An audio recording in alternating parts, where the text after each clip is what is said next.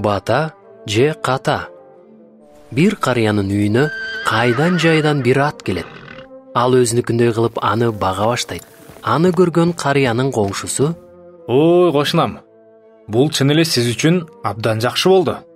Мына, бата деген ушул да.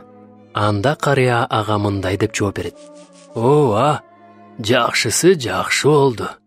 Бирок батабы же катабы аны убакыт көрсөтөт. Бир күнү ат качып кетет. Анан баягы эле коңшусу кайрадан: Аксакал, бул чынында эле сиз айткандай ката экен. Катабы же батабы убакыт көрсөтөр. Бир апта өткөн соң баягы ат кайра кайтып келип калат.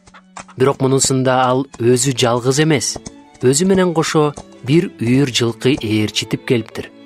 Ошондо коңшусу көз арта: Коңшум, бул бата экени көрүнүп турбайбы? Бул чын эле сизге абдан бата болду. Мында да аксакал токтоолук менен: Билбейм, бул батабы же катабы. Эртеси күнү анын уулу ошол атты минип бара жатып жыгылып түшөт да бутун сындырып алат. Коңшусу кайрадан кейип кепчип мындай деп баштады: Аксакал, кандай гана начар жаман иш болду. Аттын сизге келгени чынында ката эле болуптур. Абышка болсо: Билбейм, бул катабы же батабы, бирок убакыт көрсөтөт, деп жооп берет. Бир нече күн өткөн соң өлкөнүн падышасы өзүнө аскер чогултуп, Абышканын айылындагы бардык жаш уландарды алып кетишет да бутун сындырып алган Абышканын уулу гана калат. Уулдарын аскерге узаткан коңшусу кейип кепчип карыяга келет да ага: Уулуңуз бутун сындырып алганы чындыгында бата болуптур. Тигине элдердин бардыгынын балдары согушту көздөй жөнөштү.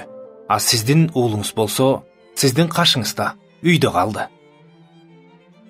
Бул үлгү насаат аңгеменин мааниси мында.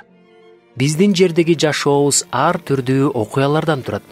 Жана аларга биз өзүбүз оң же терс баа беребиз.